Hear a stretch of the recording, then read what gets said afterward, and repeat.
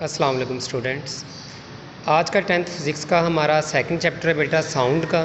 तो स्टार्ट करते हैं। हम पहले पढ़ चुके हैं काफ़ी कुछ इसका। तो आज का हमारा टॉपिक है नॉइस पोल्यूशन का।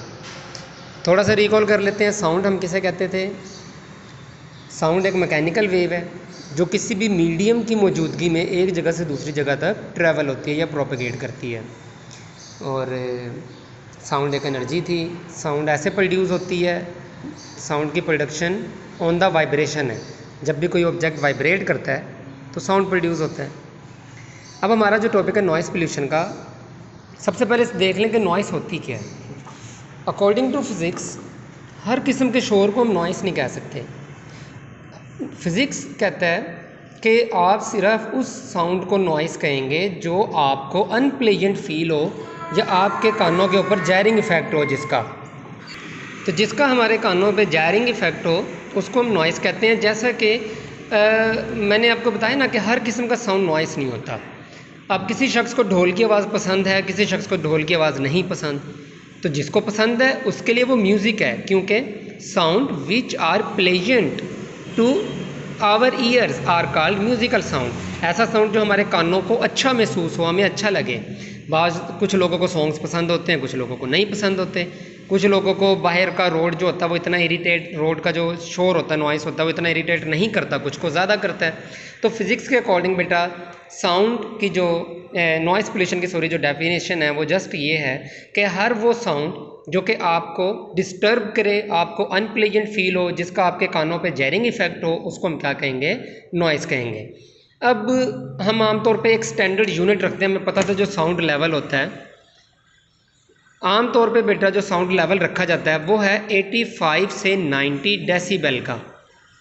ये साउंड लेवल क्या है? ये हम इसको कंसीडर करते हैं कि ये एक नॉर्मल साउंड ह्यूमन लेवल है, कि इतने साउंड लेवल के आवाज़ को हम एक नॉर्मली बर्दाश्त कर सकते हैं। ना ये हमें बुरा लगता है ना ये अच्छा लगता है, दरमियानी है, जिसको हम एक शोर वाली आवाज़ नहीं कहते। अब अगर किसी एरिया का जो साउंड लेवल हो वो इससे बढ़ जाए तो वो जो एरिया होगा वो हमारे पास नॉइसी एरिया होगा, वहाँ पे नॉइस क्रिएट हो रही है। अगर किसी एरिया का साउंड इससे कम हो जाए तो उस वाले एरिया को हम सुकून वाला एरिया कहेंगे, कि वहाँ पे इतना ज़्यादा शोर नहीं है, लेस नॉइस वाला एरिया हमारे पास वो। तो मुख्तलिफ एरियाज़ के मुख्तलिफ इन्होंने स्टैंडर्ड यूनिट्स रखे होते हैं। वर्किंग एरियाज़ के कुछ अलहदा स्टैंडर्ड यूनिट्स होते हैं। नॉइस आमतौर पर बेटा वो बता रहा है जैसे कि safe level of noise depend upon two factors, the level या volume of noise and the period of the exposure. मतलब कि हमने एक तो ये देखना कि वो आवाज़ कितनी ऊंची है और दूसरा ये देखना कि वो कितनी देर तक है। Noise pollution are reduce to acceptable level by placing the noisy machinery to the environmental friendly machinery. अब बहुत सी जगहों पे वो बता रहे हैं कि आप नॉइस पोल्यूशन को कंट्रोल कर सकते हैं। जैसा कि लेट्स सपोज हम किसी फैक्ट्री में काम कर रहे हैं और फैक्ट्री का जो नॉइस है वो बहुत ज़्यादा है, तो इस वक्त तो वो एक नॉइसी एरिया है, वहाँ पे बहुत ज़्यादा शोर है।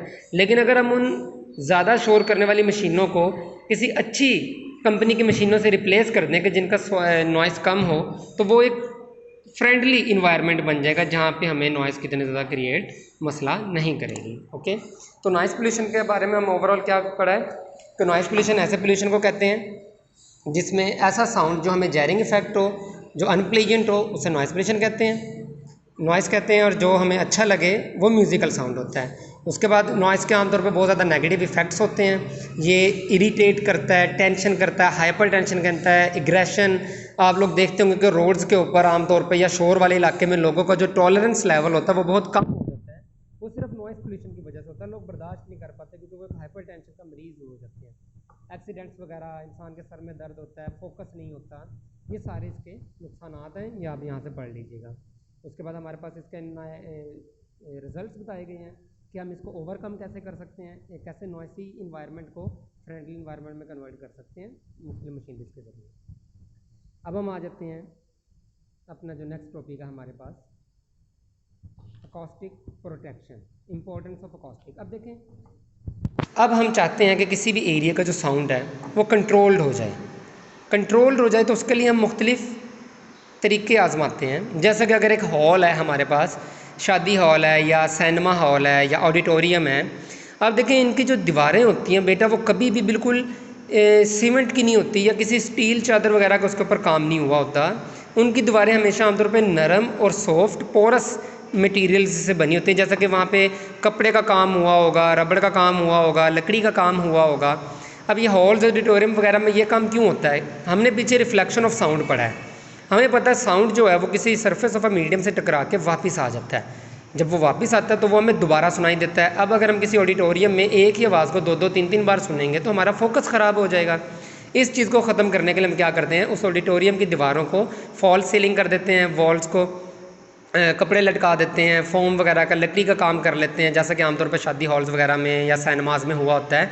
अब इससे क्या होता है, इससे जो साउंड है वो एब्जॉर्ब हो जाता है इन दीवारों पे, इन सर्फेसिस पे, और वो रिफ्लेक्ट नहीं होता। जब वो नहीं होता तो इसलिए फिर हमें वो साउंड दोबारा नहीं सुनाई देता। इसे अकॉस्टिक प्रोडक्शन कहते हैं। इसकी डेफिनेशन भी इसी तरह से है कि किसी भी a technique or the method used to absorb undesirable sound by a soft porous surfaces is called acoustic protection। Undesirable sound, जिस साउंड को हम दोबारा नहीं सुनना चाहते या बार बार नहीं सुनना चाहते, उस साउंड को हम क्या करेंगे, इस तरह के किसी भी सॉफ्ट या पोरस सरफेस से एब्जॉर्ब करवा लेंगे। एब्जॉर्ब करवा लेंगे तो हमारे पास क्या बन जाएगी, वो टेक्निक को हम अकॉस्टिक प्रोटेक्शन कहते हैं। अभी हमने इको पढ़ा था, इको के साथ एक और चीज़ आती है, वो है रिवेब्रेशन।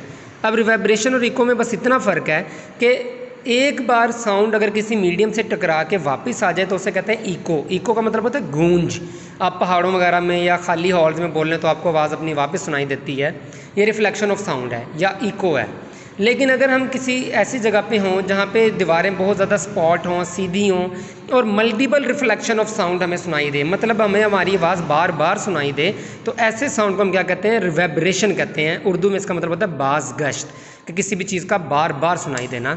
इस तरह के जो साउंड होते हैं उन्हें बाज़ गश्त वगैरह कहा जाता है। यहाँ पे उन्हें हमें साइड इन्फॉर्मेशन दी हुई है बैट्स की। The phrase blind as a bat, आमतौर पर एक मुहावरा यूज़ किया जाता है कि चमगादड़ की तरह अंधे। ये बिल्कुल गलत स्टेटमेंट है। बैट्स जो होती हैं ये आम तौर पे इनका लाइट के अंदर देखती हैं, लेकिन इनका भी जो हम आम तौर पे यूज़ करते हैं कि जी ये नहीं देख पा रही या अंधी हैं, इनका आम तौर पे एक इफ़ेक्ट होता है। वो क्या होता है कि ये साउंड वेव्स को भी यूज़ करती हैं। ये कैसे, इनके मुंह से आप इस तरह से कह लें कि हर टाइम सीटी नुमा साउंड निकलता रहता है, जो सामने किसी सख्त चीज़ से टकरा के वापस इनको आ जाता है, और ये बहुत फास्ट एक्शन हो रहा होता है। इसके नतीजे में इन्हें पता चल जाता है कि हमारे सामने कोई सख्त चीज़ है, तो ये अपना रास्ता बदल लेती हैं। इसलिए आप किसी चमगादड़ वगैरह को जब किसी बंद कमरे में छोड़ें तो वो दीवारों पर टकराने से बजाय वो उसके अंदर गोल दायरे में घूमती रहती है। वो इस वजह से क्योंकि इसके अंदर से एक बारीक सी साउंड वेव निकलती रहती है हर टाइम इसके मुंह से, और वो टकरा के जब तक इसको वापस आती रहती है तो इसे पता लगता है कि शायद यहाँ पे साउंड नहीं है, कोई चीज़ सामने है टकराने वाली जिसके साथ मैं नहीं गुजर सकती जिसके अंदर से, तो ये अपना रास्ता बदल लेती है। आमतौर पर ये पर्दों वगैरह से इसलिए चिपकती है क्योंकि पर्दे हमें पता है साउंड वेव को एब्जॉर्ब कर लेते हैं, तो इसे लगता है कि शायद वहाँ पर रास्ता होगा, तो ये जाके फिर उधर पर्दों वगैरह से स्ट्रक हो जाती है, चिपक जाती है। तो बेटा ये आज का हमारा टॉपिक था, इसे आप रीड आउट कर लें सारे को। Thank you.